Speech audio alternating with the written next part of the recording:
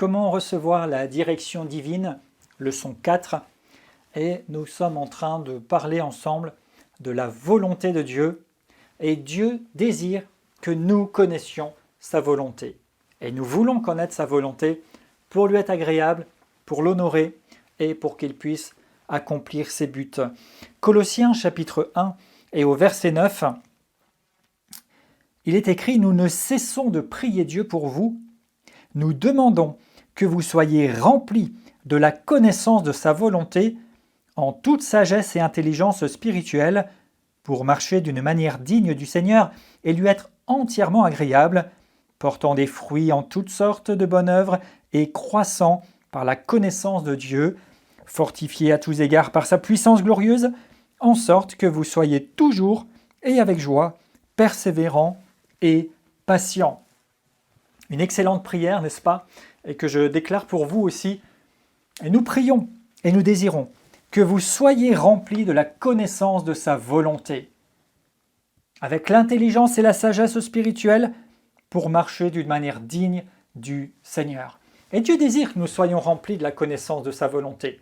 Et il nous révèle nombre de choses, notamment déjà à travers les Écritures. Vous savez, Dieu a un plan. Nous l'avons dit plusieurs fois, je vais donner quelques exemples. On a vu Jérémie, on a vu le psalmiste, du moins je l'ai cité, mais qui dès le ventre de leur mère ont été établis par Dieu et qui nous montrent que Dieu connaît chacun et qu'avant notre naissance, il nous connaît et qu'il nous établit qu'il a un plan, un projet merveilleux pour nous. Nous avions parlé d'Éphésiens 2,10, qu'il y a des œuvres bonnes préparées d'avance pour que nous les pratiquions. Et oui, le Seigneur a un plan vraiment pour chacun. Et le livre aux Éphésiens nous dit aussi que en lui, Dieu nous a élus avant la fondation du monde. En lui, c'est-à-dire en Christ, Dieu nous a prédestinés. Et je vous rappelle, je vous renvoie au cours sur le vrai vous, l'épître aux Éphésiens, qui développe en détail, où j'enseigne sur Éphésiens 1 à 3 en détail, ces paroles vraiment qui sont excellentes spirituellement, qui nous éclairent sur notre identité dans le Seigneur et qui peuvent vraiment nous amener à vivre dans ces réalités-là. Et ça va être excellent, vraiment une bénédiction. Mais en tout cas, nous devons connaître la volonté de Dieu et Dieu l'a établie en avance.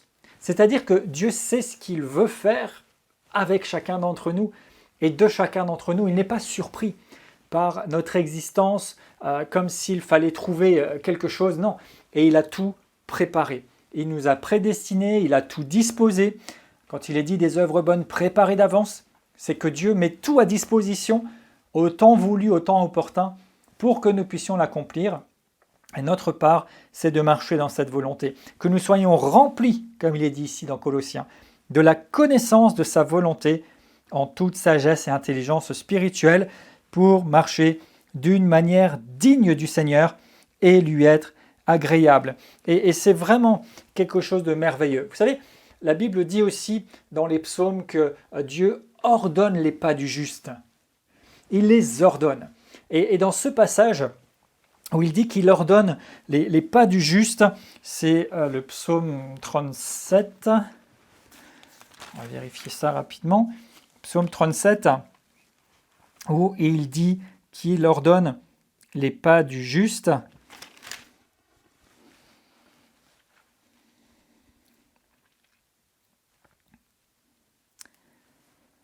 L'Éternel, verset 23, affermit le pas de l'homme, il prend plaisir à sa voie. S'il tombe, il n'est pas terrassé, car l'Éternel lui prend la main. L'Éternel affermit les pas de l'homme, ou bien l'Éternel ordonne les pas de l'homme, comme il met de l'ordre dans sa création. C'est-à-dire que Dieu voudrait qu'on puisse être comme réglé, si je peux dire ça comme ça, avec le Seigneur, que nos pas puissent être précisément dans la ligne droite, dans la bonne voie. Et nous pouvons vivre ces choses-là parce qu'il y a une volonté de Dieu pour nous, une volonté parfaite, et il veut nous diriger. Et il y a une promesse qu'il a faite à Ésaïe, Ésaïe 30, verset 21. Il est dit « Tes oreilles entendront derrière toi la voix qui dira « Voici le chemin, marchez-y. Car vous irez à droite ou vous irez à gauche, etc. Et Dieu voudrait, même si on va y venir plus loin, il y a plusieurs moyens, mais comme si on entendait une voix clairement qui dit « Vas-y, c'est par là ». Waouh! Et c'est une promesse faite à Ésaïe déjà dans l'Ancien Testament.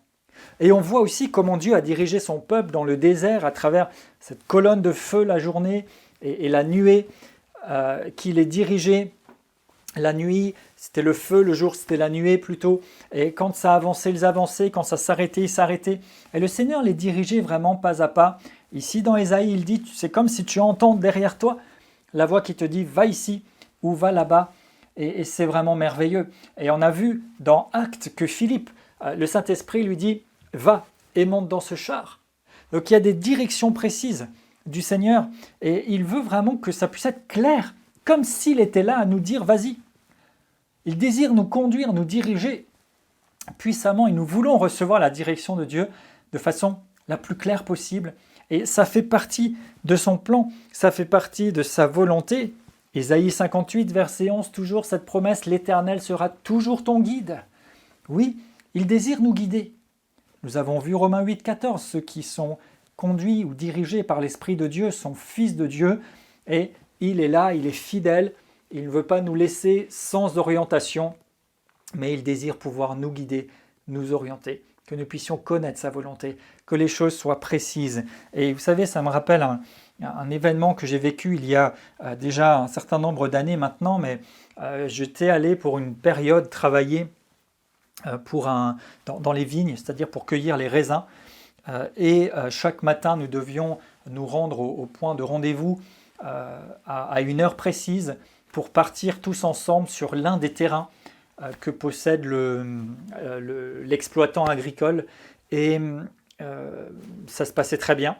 Et c'est vrai que chaque jour, on pouvait être sur un terrain différent. Et d'ailleurs, certains jours même sur 2 endroits différents. Et un matin, j'ai dû arriver certainement en retard, je ne me souviens plus très bien des détails. Mais quand je suis arrivé au point de rendez-vous, il n'y avait plus personne. Ils étaient déjà partis. Et j'étais sur le point finalement de perdre ma journée, puisqu'en plus j'étais déplacé exprès pour ça. Et je ne savais pas où ils étaient. Aucune idée. Je ne pouvais pas le savoir. Et j'étais même sur le point de dire, bon, sinon, pour cette journée, puisque je suis en retard, je vais attendre au moins jusqu'à midi. Peut-être qu'à midi, ils vont revenir ici et puis repartir l'après-midi. Donc je pourrais les rejoindre. Donc, sinon, je ne sais pas, sinon je vais faire un tour, je ne sais pas trop ce que je vais faire aujourd'hui. Et j'étais là à penser, à réfléchir, et puis j'ai prié, j'ai dit, Seigneur, qu'est-ce que je fais maintenant?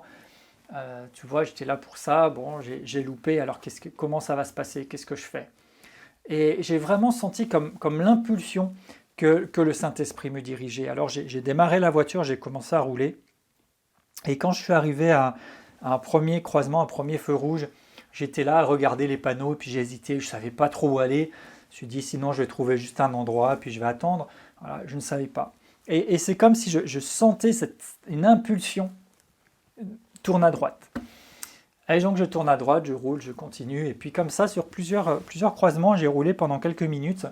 Et à un moment, mon regard a été attiré vers une zone sur le côté gauche de la route, c'est ça, sur le côté gauche, et puis où d'un coup j'ai vu de loin quelques personnes, parce qu'on ne distinguait pas du tout les personnes ou les visages depuis la route, c'était bien sûr trop loin, et comme une impulsion de dire, ils sont là.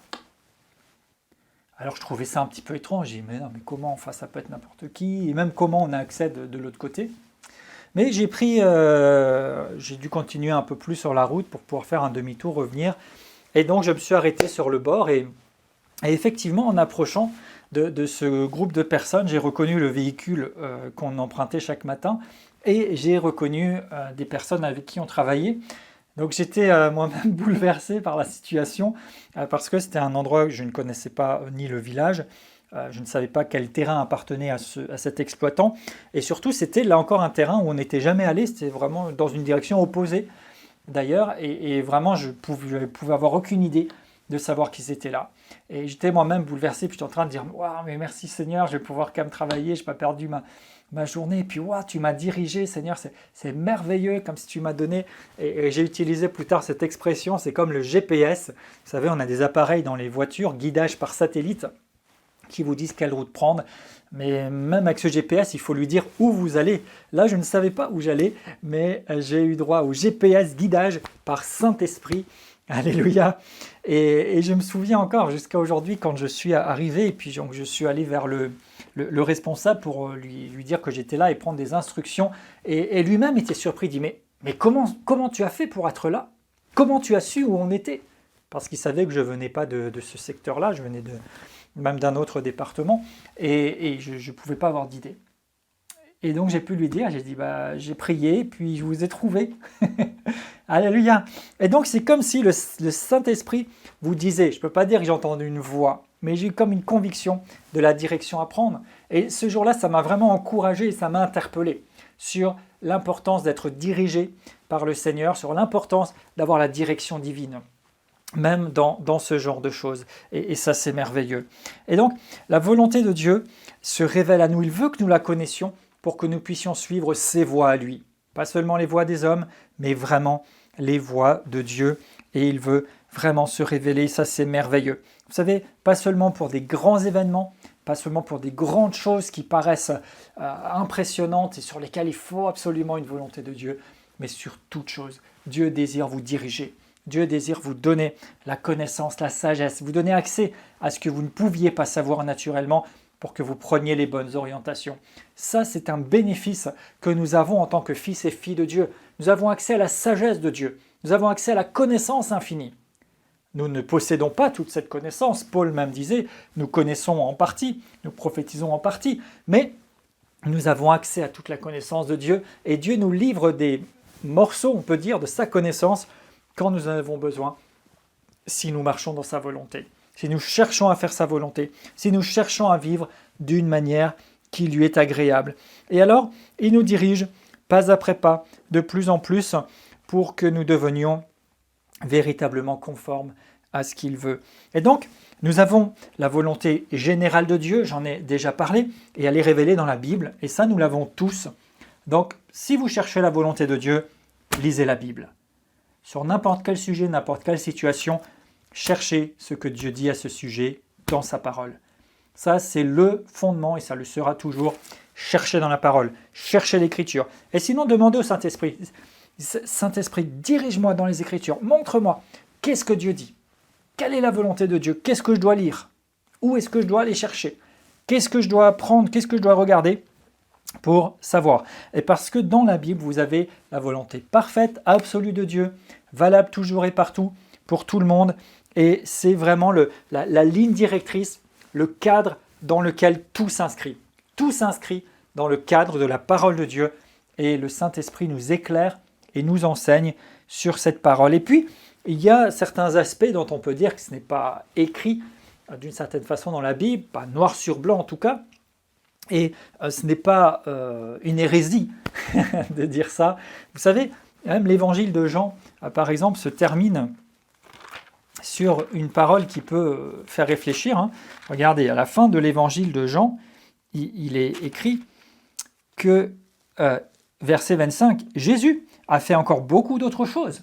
Et si on les écrivait en détail, je ne pense pas que le monde même pourrait contenir les livres qu'on écrirait. » Ce qui veut bien dire qu'il y a des choses qui appartiennent à l'œuvre de Dieu, qui font partie de la volonté de Dieu, qui sont tout à fait bibliques dans l'esprit, même si elles ne sont pas noir sur blanc écrites. Et donc pour ça, nous avons besoin de saisir la volonté de Dieu spécifique aux situations. Et c'est important que nous marchions par l'Esprit. Jésus lui-même disait, le Saint-Esprit vous conduira dans toute la vérité, il vous enseignera toutes choses et vous rappellera ce que je vous ai dit. Donc, il y a bien deux aspects. Il vous rappelle, donc il va nous rappeler ce que Jésus a dit, ça c'est ce qui est écrit noir sur blanc, et il nous enseigne toutes choses. Donc il y a peut-être d'autres choses qui nous enseignent, mais qui sont conformes à la volonté générale et complète du Seigneur. Et donc pour ça, eh bien on a besoin d'une révélation, on a besoin de la direction divine, on a besoin d'être dirigé par le Saint-Esprit il n'y a aucun verset qui vous dit dans quelle ville vous devez habiter. Il n'y a aucun verset qui vous dit quelle maison vous devez choisir. Il n'y a aucun verset qui vous dit quel emploi vous devez occuper. Il n'y a aucun verset qui vous dit avec qui vous devez être en relation ou non. Il n'y a aucun verset qui vous dit ces choses-là très précises. Et pourtant, ce sont des décisions qui sont très importantes.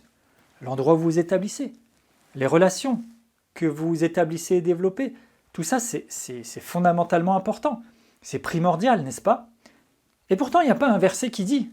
Moi, j'ai aucun verset qui dit Fabien devra vivre à tel endroit en telle année. Il n'y en a pas. D'accord? Et bien sûr, on ne pourrait pas avoir un mot pour chacun. Et pourtant, ces choses-là font partie aussi de la volonté de Dieu, de son plan pour nos vies, et nous avons besoin d'être dirigés dessus. Mais Dieu va vous instruire. Il va vous instruire. Il y a des choses qui sont évidentes, et puis il y a des choses pour lesquelles il va vous parler par son esprit. Mais toujours la Bible va donner le cadre général. Par exemple, au sujet de relations, on ne sait pas exactement qui, quand, comment, mais il est quand même bien dit, par exemple dans 2 Corinthiens 6, 14, on va prendre cet exemple-là, 2 Corinthiens 6, 14, il est bien dit « Ne vous mettez pas avec des infidèles sous un joug étranger, car quel rapport y a-t-il entre justice et iniquité? Ou qu'y a-t-il de commun entre la lumière et les ténèbres? Quel accord entre Christ et Bélial? Ou quelle part a le fidèle avec l'infidèle? Quel rapport entre le temple de Dieu et les idoles?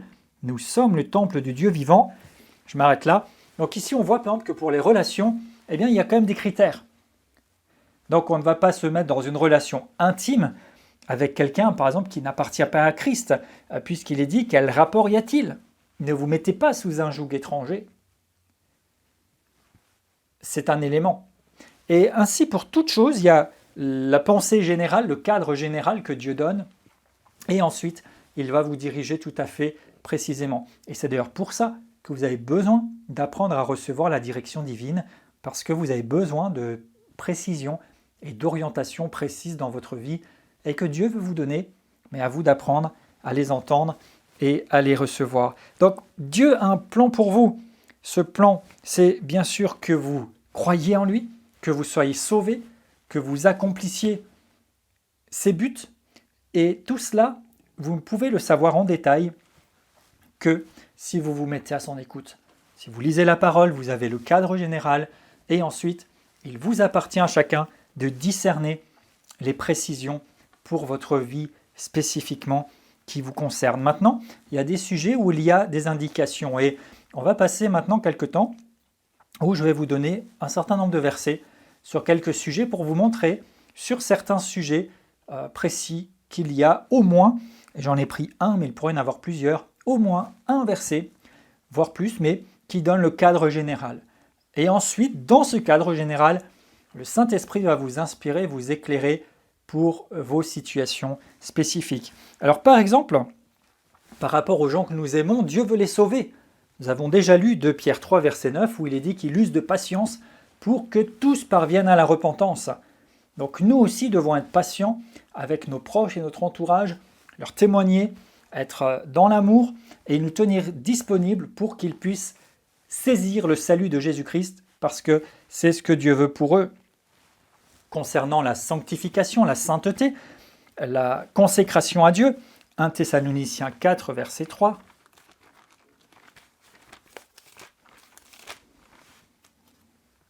Il est dit ce que Dieu veut, sa volonté, c'est votre sanctification, que vous vous absteniez de la débauche.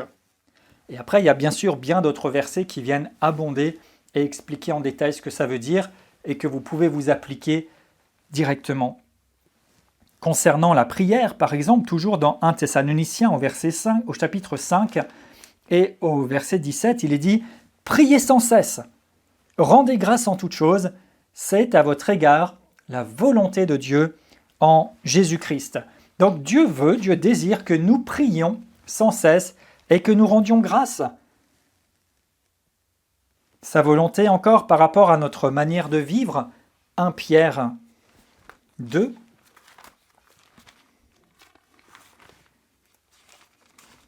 Et au verset 15, il est dit « C'est la volonté de Dieu qu'en pratiquant le bien, vous réduisiez au silence les ignorants et insensés, en étant libres mais sans faire de la liberté un voile qui couvre la méchanceté, mais agissant comme des serviteurs de Dieu. » Et là aussi, il y a différents autres éléments. Vous voyez, il dit « Sa volonté, c'est que vous pratiquiez le bien devant tous les hommes. » Sa volonté concernant le Saint-Esprit, eh bien, nous voyons dans Acte 2, quand l'Esprit Saint a été répandu, que c'était la promesse qui a été faite à travers le prophète Joël déjà, et que cette promesse, elle est pour nous tous. Alléluia.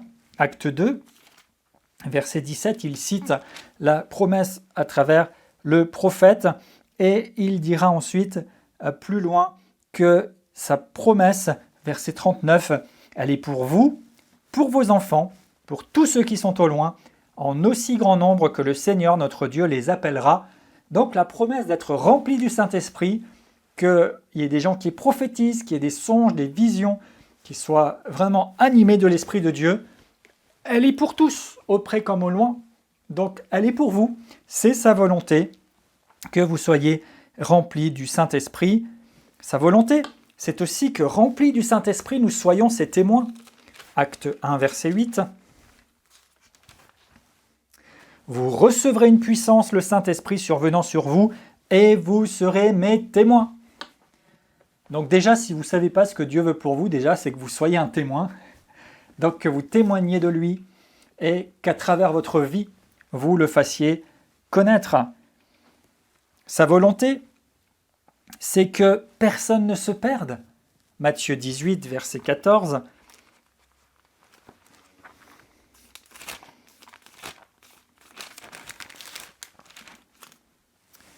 Ce n'est pas la volonté de votre Père aux cieux qu'il ne se perde un seul de ses petits. Sa volonté, par rapport à ceux qui souffrent, 1 Pierre 4 au verset 19.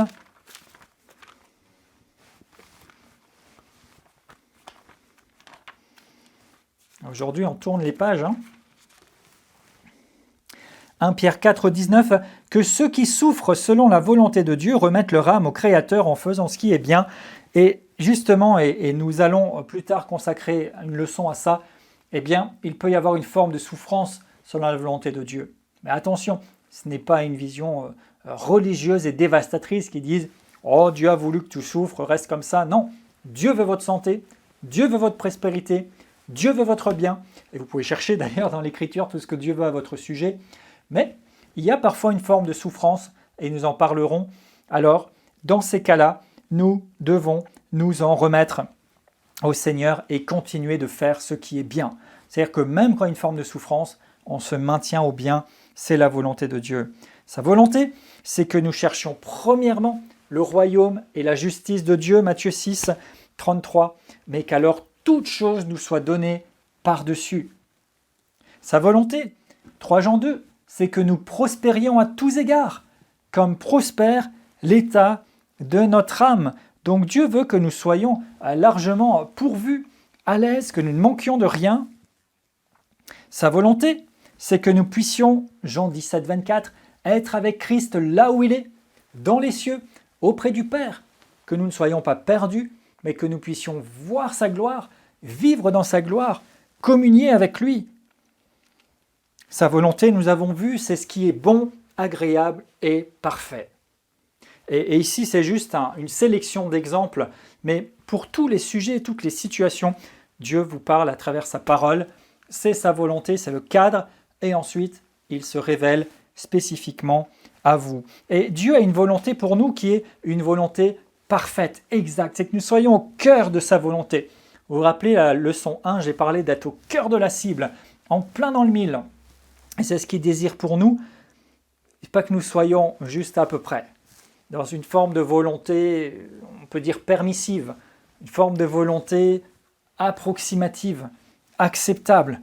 Non, Dieu désire vraiment que nous soyons au cœur de sa volonté.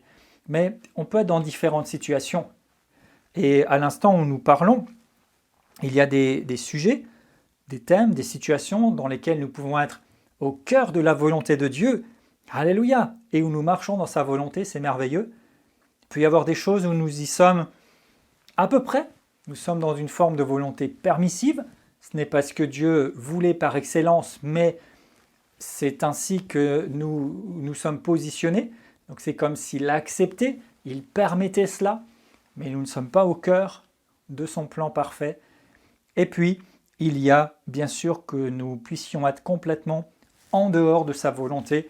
Et là, c'est dangereux parce que nous nous privons de sa protection, nous privons de sa direction. Et on voit plusieurs exemples dans les Écritures de personnes et de situations qui font état de ces différents états, de ces différentes positions. Mais nous voulons chercher de tout notre cœur à plaire à Dieu, à marcher dirigé par le Saint-Esprit pour être dans sa volonté. Alléluia. Alors un exemple de quelqu'un qui était hors de la volonté de Dieu, Nombre 22, quelqu'un du nom de Balaam, dont vous avez peut-être eu l'occasion de lire l'Écriture, et l'histoire dans Nombre 22, et on voit que Dieu donne des instructions à Balaam, et au verset 12, Dieu lui dit « Tu n'iras point avec eux, et tu ne maudiras point ce peuple, parce qu'il est béni. » C'est-à-dire qu'il y a des gens qui sont venus vers lui et qui ont dit « Viens avec nous et on va aller maudire les gens, de la part de Dieu. » Alors que Dieu n'a pas dit ça, Dieu ne les a pas envoyés. Et donc Dieu dit à Balaam « Non, tu n'y vas pas, et tu ne les maudis pas. » Et pourtant, un petit peu plus loin, Balaam va quand même faire ce qu'il ne devait pas faire. C'est-à-dire que Dieu lui dit clairement, n'y va pas, mais finalement, Balaam va y aller.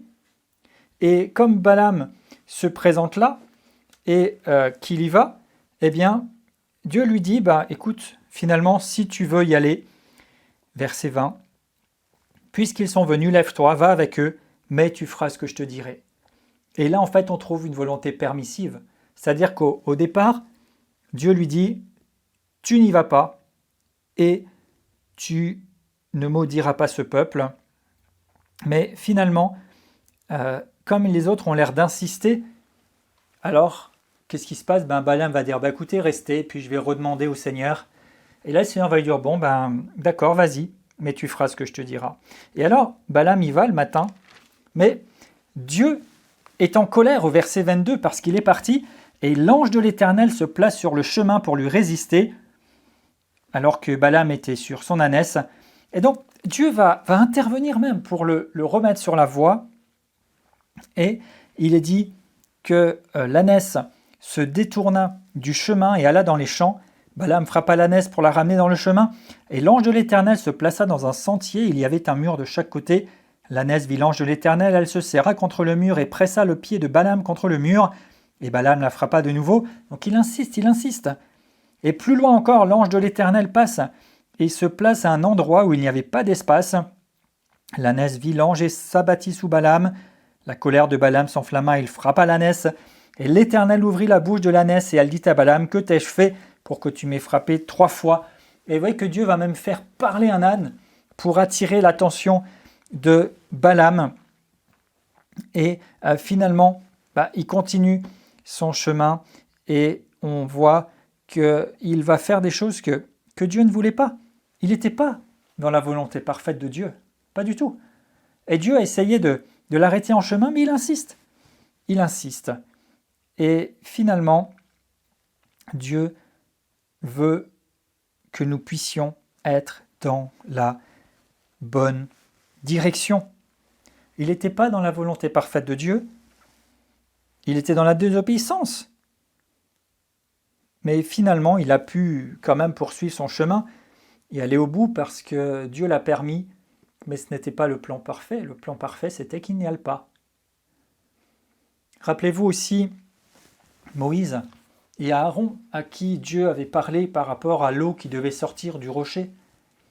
Et Dieu va leur dire, tu diras au rocher, tu parleras au rocher.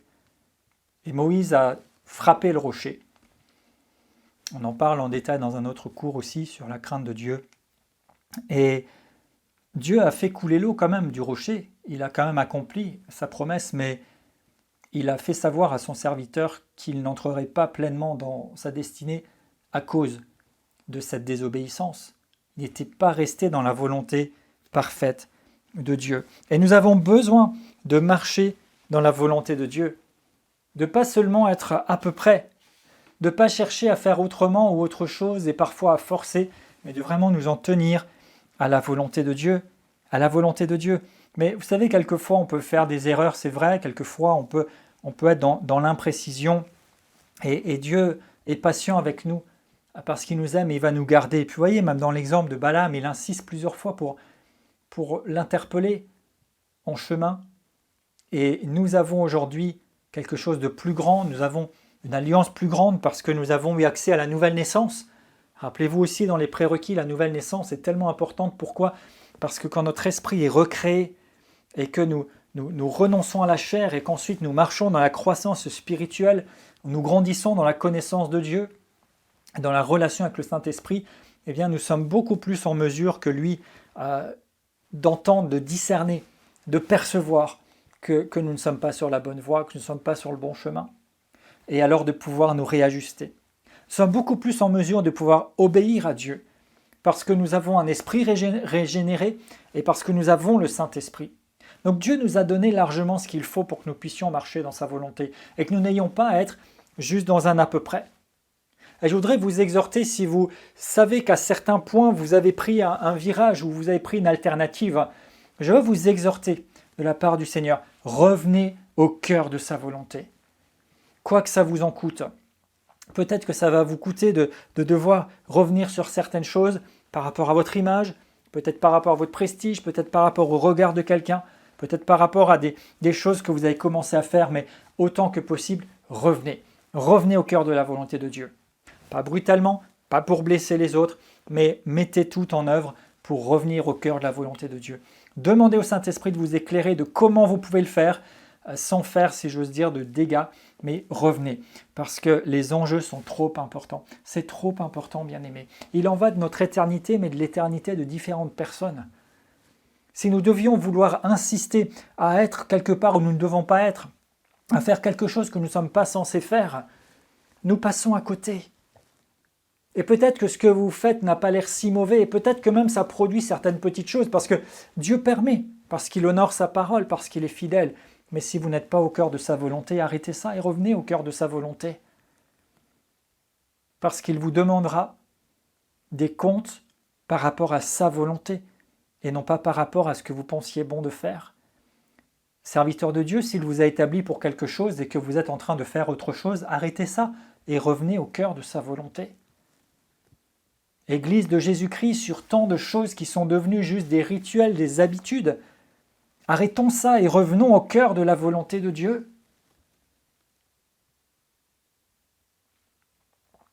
Je prie que le Saint-Esprit vous interpelle et vraiment vous éclaire, et qu'alors il vous montre. Et je l'ai dit plus loin, nous verrons aussi dans une leçon comment surmonter un échec et en revenir, mais vous savez, il y a certes une forme de volonté permissive, mais ce n'est pas là que le Seigneur nous attend. Le Seigneur nous attend dans sa volonté parfaite, dans sa volonté précise, au cœur de la cible. Et vous pouvez revenir. Vous n'êtes pas allé trop loin, vous n'avez pas dévié trop loin, vous pouvez revenir. Revenez. Revenez au cœur de la cible. Quoi que ça semble vous en coûter aujourd'hui, revenez. Parce que ce n'est pas comparable à ce que vous perdez si vous restez hors de la piste, ou si vous restez en retrait, ou si vous restez à peu près. Soyez au cœur de ce pourquoi Dieu vous a établi. Soyez au cœur de ce à quoi il vous a appelé. Pas à pas, vous pouvez apprendre, et même si vous avez fait fausse route, vous pouvez revenir et vous apprenez, parce que le Seigneur vous enseigne et vous remet sur la voie et vous garde. Vous savez, il y a des moments où j'ai fait fausse route, mais Dieu m'a repris de par terre où j'étais, et il m'a repris par la main, et il m'a rappelé par moments des choses qu'il m'avait dites, et de pourquoi il m'a appelé, et que c'est lui qui m'a appelé, qui m'a établi, et il m'a remis en selle. Et je m'efforce d'obéir, d'être vigilant, de considérer sa volonté. Mais des incidents de parcours, j'en ai eu, et nous pouvons tous en avoir eu. Mais il nous faut laisser le Seigneur nous saisir à nouveau par la main. Il nous faut humblement reconnaître que nous nous sommes engagés dans quelque chose qui ne correspond pas à ce que Dieu nous a demandé. Et par moments, j'ai dû aussi faire ce constat et nous laisser réaligner par le Seigneur et faire ce qu'il nous demande de faire. D'autres fois, on peut s'être laissé aussi détourner, écarter, entraîner dans autre chose qui paraissait stimulant, important. Et puis finalement, le Seigneur nous rappelle, mais rappelle-toi ce que je t'ai dit, à quoi je t'ai appelé, et fais-le. Alors faites-le. Revenez au cœur de la cible, recevez la grâce. Je ne suis pas en train de vous accuser, de vous condamner, je suis en train de vous appeler avec la grâce du Seigneur à revenir. À revenir. Laissez-vous ramener par la grâce de Dieu. Laissez-vous ramener. Rappelez-vous le psaume 23, ta houlette et ton bâton me rassurent. Cet instrument avec lequel le berger peut ramener la brebis dans la bonne voie. Il veut vous ramener. Laissez-vous ramener. Il ne vient pas pour vous condamner, pour vous battre, pour vous frapper. Il vient pour vous ramener dans la voie, vous restaurer à ce pourquoi il vous a créé, à ce pourquoi il vous appelle. Il veut vous repositionner. Simplement obéissez. Acceptez humblement et revenez au cœur de sa volonté. Laissez-vous instruire par sa parole et par son esprit. Un autre exemple que je voulais aborder pour terminer cette session, c'est celui du roi David. David est défini par Dieu lui-même comme un homme selon le cœur de Dieu. Et pourtant David, alors qu'il est parvenu à la royauté, après avoir été combattu, après avoir dû se cacher et avoir dû fidèlement attendre le moment où Dieu le positionnerait, va servir le Seigneur, va accomplir des exploits avec Dieu, va être un roi selon le cœur de Dieu qui va amener les gens à l'adoration. Il va établir cette tente de David où l'adoration permanente était en fonctionnement. Il va faire des choses merveilleuses, mais David aussi va commettre des péchés, des fautes graves. David va notamment organiser le meurtre d'un homme pour pouvoir prendre sa femme pour lui. Et le prophète viendra le voir pour l'interpeller là-dessus. Et David se repent. David se repent. Il est pardonné et il se remet en ligne avec la volonté de Dieu. Donc, quelles que soient les expériences que nous pouvons vivre, quels que soient les succès, les réussites, et gloire à Dieu où nous avons obéi et vu sa gloire, et quels que soient peut-être les moments où nous n'avons pas su discerner sa volonté et que nous avons agi de notre propre chef, Dieu regarde à notre cœur. Et Dieu ne nous disqualifie pas aussi vite que nous le ferions. David est défini comme un homme selon le cœur de Dieu. Alors qu'il a fait ça, et il a commis plusieurs autres fautes, mais Dieu n'a pas tenu rigueur de ça parce que David a su se repentir. David a su chercher le cœur de Dieu et revenir au cœur de Dieu. Et aujourd'hui, je prie que vous puissiez revenir au cœur de Dieu, que vous puissiez revenir au cœur de la volonté du Seigneur, que vous ne soyez pas bornés, que vous ne soyez pas endurcis. Rappelez-vous l'épître aux Hébreux qui disait « Si vous entendez sa voix, n'endurcissez pas vos cœurs. » Mais revenez. Revenez à ce lieu de repos, à ce lieu où vous êtes dans sa volonté, parce qu'il a pour vous une volonté dans laquelle vous êtes déjà bénis d'avance, parce que sa volonté est bénie. Une volonté dans laquelle tout n'est peut-être pas facile et ne tombe pas tout seul, mais dans laquelle vous êtes fort de sa présence, de ses instructions, de ses provisions, à tous égards. Ne vous laissez plus éblouir par des choses qui paraissent frappantes aux yeux, par des choses qui peut-être semblent une facilité. Certains, vous vous êtes rangés dans une organisation, dans un fonctionnement qui semble vous apporter une forme de facilité ou de confort, mais au fond de vous, vous savez que vous n'êtes pas là où Dieu vous a dit. Certains même, vous êtes mis dans une activité, mais vous savez que ce n'est pas votre place. N'endurcissez pas votre cœur, mais laissez-vous interpeller par Dieu. Vous ne pourrez pas influencer la direction divine en essayant de convaincre Dieu que votre choix est le meilleur ou que vous avez fait quelque chose qui valait mieux ou que vous faites de bonnes choses ou même que vous semblez avoir du succès ou même que vous semblez porter du fruit. Mais plutôt, cédez à Dieu. Romains 12, offrez-vous tout entier à lui pour lui offrir ce service logique, ce culte agréable, sa volonté, que vous la connaissiez et que vous l'accomplissiez totalement. Totalement. Je crois qu'il est nécessaire, il est tellement temps et je sens comme une urgence de l'esprit alors que je vous transmets cet enseignement à interpeller plusieurs, à dire revenez. Revenez au cœur de sa volonté.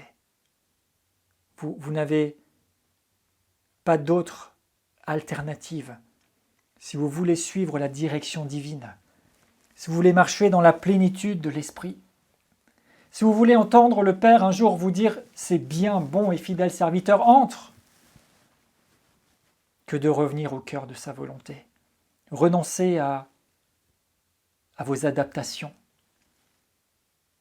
Renoncez à la médiocrité.